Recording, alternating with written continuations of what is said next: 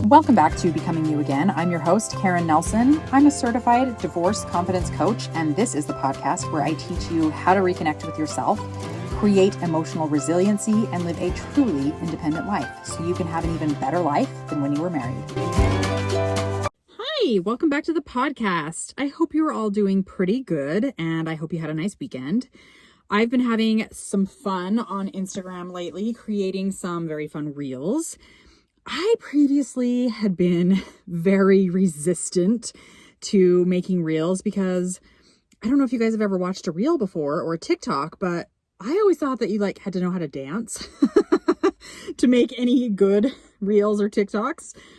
And here's the thing. I like to dance. I'm just not very good at it. I like to move my body to whatever the beat is in the music, but I wouldn't say that I'm the most coordinated person when it comes to dancing.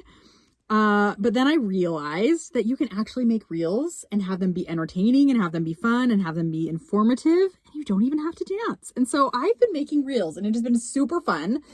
And so if that sounds like something that you want to come and experience with me, then you should definitely come follow me on Instagram. You can follow me at Karen Nelson Coaching and watch my silly and fun and sometimes informative reels. And so that is what I've been up to over the last couple of weeks. What are you ladies up to? Drop me a DM on Instagram and let me know. I would love to hear what is going on in your lives besides divorce, right? Okay, so let's jump into this week's episode. And I really wanted to cover anxiety and divorce because anxiety is very common when it comes to divorce. So I really wanted to dedicate an episode to this topic of anxiety, specifically with divorce, and give you some guidance to help you cope with the anxiety and the worry that often shows up as you're going through your divorce. So I've been reading this amazing book by Russell Kennedy called Anxiety RX, or RX, we all know, stands for prescription. And so it's basically like saying this is the anxiety prescription. And I'm going to be teaching some things that he talks about in this book and also some things that I use with my own coaching clients as well as I go throughout this podcast. I've talked about this before in previous podcasts, but one of our brain's main functions is survival, to keep us safe and alive.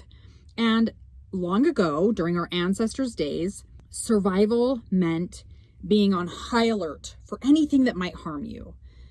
You're looking around, you're scanning, did that bush move over there? That could mean there's a predator. Let's get somewhere safe. The brain was always scanning for danger and then being rewarded for being fearful because that fear is what kept you alive. Dr. Kennedy also talks about this same idea in his book, and he calls it the fear bias.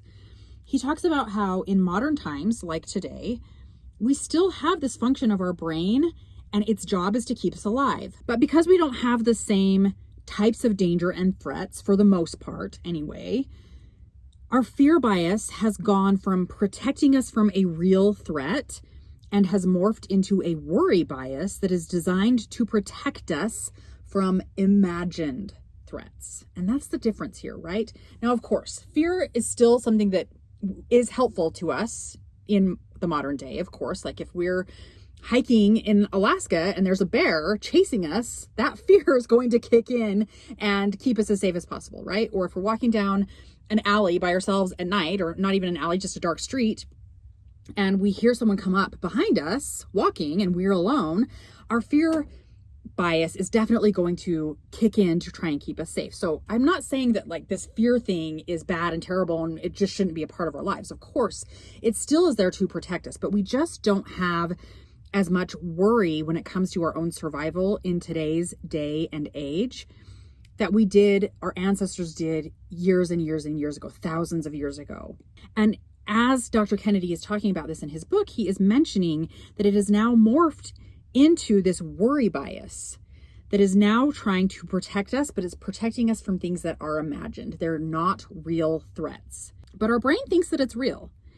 And this is a really interesting dynamic because the more we worry and the more we believe that this worry is protecting us from something that might happen in the future, what's actually going on is we are threatening our own emotional well-being because worry leads to more worry, which creates more anxiety, which creates pain for us in our lives right now in the moment. Now, if you are a worrier or if you have anxiety, I don't want you to think that there's something wrong with you, because there isn't. There's truly nothing wrong with you. Your brain is working perfectly, actually. It is doing exactly what it has been evolutionarily primed to do, which is to keep you safe and keep you alive. But the worry and the anxiety is also causing you a lot of unnecessary pain. And so I want to help you control your worry and your anxiety to a greater degree so that you can feel less emotional pain moving forward, and especially as you are dealing with your divorce. When you are experiencing anxiety, what's really happening is you are having a lot of thoughts, which is what the brain does, right? It gives us lots and lots of thoughts all day long. So many that we can't even register or recognize most of them, right? But with anxiety, you are having lots of thoughts about the future, about what might happen, about what could happen, about what you think is possibly going to happen.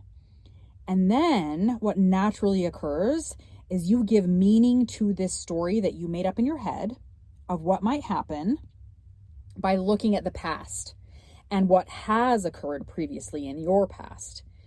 And then those two things combined, the past experience with this future story, that creates worry and anxiety, which leads to a feeling of alarm happening inside your body. And then all of that creates often a feeling of incapacitation, a feeling of stuck, a feeling of, I can't move forward from this. I don't know what to do. And it's that vibration of alarm inside your body that causes so much physical pain.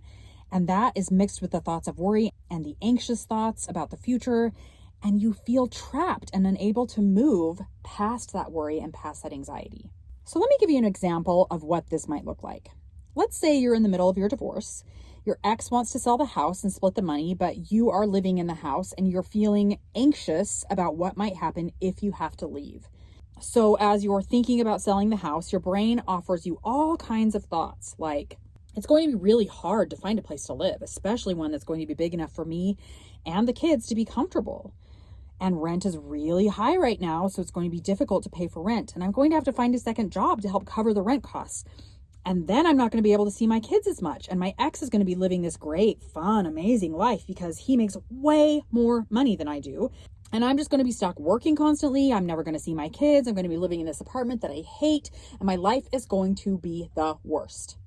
Do you see how your brain will just offer you this story of what's probably going to happen in the future when you sell the house? This is what anxiety and worry does. None of these things are actually true. None of these things have actually happened. They may or may not come to pass. And yet, your brain offers you this story and you believe it like it's truth, like it's already happened. And the more you worry about it, the more you bring up proof from the past that it's going to be like this, and the more the cycle continues. And then the worse you feel because your body is going to this crazy alarm sensation, and your brain continues in this loop of worry and anxiety that you are just taking at face value without questioning any of it. And so that's where we need to start. When I worked with Karen Nelson as my divorce coach, I worked on myself from the inside out. Best of all, I learned to love and forgive myself through my divorce. I found me again, and I started putting my needs first. I learned to create healthy boundaries without people-pleasing or being codependent. I found my confidence again, and I am proud of who I've become. I would tell any woman who is going through a divorce that if you are struggling to know who you are, or if you're struggling to believe that your life can be good again, then you need to work with Karen as your coach. She helps you see that your life doesn't end with divorce, and it's really the beginning of something new and amazing. If this sounds like something you'd be interested in, click the link in the show notes to find out more about how to work with Karen Nelson. The first step out of this anxious, worrisome cycle is recognizing that these worries are, as Dr. Kennedy calls them, intrusive thoughts. Now, what does intrusive mean? It means uninvited. So basically, these thoughts, they just showed up. Nobody invited them to come in there. They're not true, but they don't want to leave, right? They are intrusive. If you have a thought about something that you don't believe, it's not going to cause you any worry or anxiety. But it's when you have a belief that this is what's going to happen, that's when your thoughts become intrusive. Now, recognizing that worries or thoughts are intrusive is easier said than done. I get that. Especially if the belief is tied to our self-worth or to our belief that we're capable of creating something different in the future as we move into the future, right? And so this is really common for women going through a divorce because often we have a low self-esteem. We don't think that we are capable of creating a great life after divorce as we're living on our own. We don't trust ourselves to make good decisions or to be able to pay the bills effectively or to be able to raise the kids and live in the house and pay the bills and do all of the things that we think that it takes to be a good mom, right? And so it can feel very tricky to recognize when a thought is worrisome and intrusive. But it's really important that you start to be on to yourself, be on to your brain, and be on to your thoughts. When you notice that you're worrying and feeling anxious, an easy step that you can do is to say out loud, these are intrusive worries. They're not real. They're not invited. And saying this out loud can help diffuse the anxious cycle from spinning out of control. So I really want you to try that the next time you start to notice that you're having worrisome thoughts or anxious thoughts, okay? Just say out loud, these are intrusive worries. These are intrusive thoughts. They're not real. And I want you to recognize how it's going to diffuse the situation. Now, because worry and anxious thoughts live in the future, one of the most beneficial things that you can do for yourself in these moments is to bring yourself into the present moment. So when you catch yourself worrying, ask yourself these two questions. Where am I right now? And am I safe in this moment?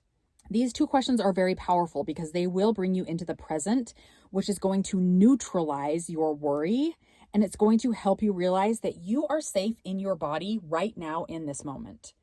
Now, that moment might only last for 1 minute, or it might be 24 hours, or it might be the complete next week, but being aware of yourself in the moment and actually feeling safe in your body and recognizing that you are safe, it will create peace in the moment for you, which is what you want most. And here's the biggest lie that anxiety tries to tell you.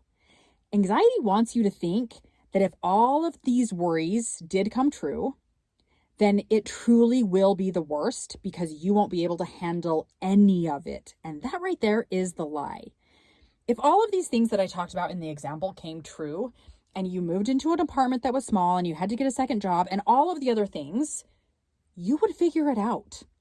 Your worry and anxiety have you believing that you are not capable of rising to the occasion when hard things occur.